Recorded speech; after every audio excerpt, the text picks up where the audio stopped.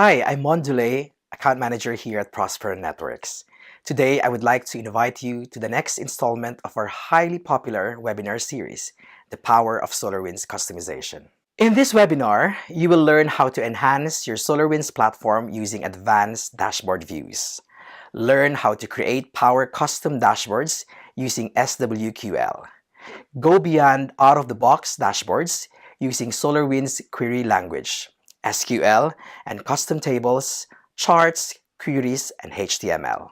Discover how to analyze trends and forecast capacity requirements, easily view and analyze network trends, and get valuable capacity forecasting data using custom dashboards built with SQL queries. Explore how to baseline your network and analyze behaviors. You will learn how to understand what is normal and quickly identify abnormal behavior that needs your attention. This webinar will be led by Raul Gonzalez, our technical manager. Raul will show you how to implement these dashboards and share the code and resources needed to implement them into your own SolarWinds platform. I hope you can join us on Tuesday, the 26th of February, and thank you.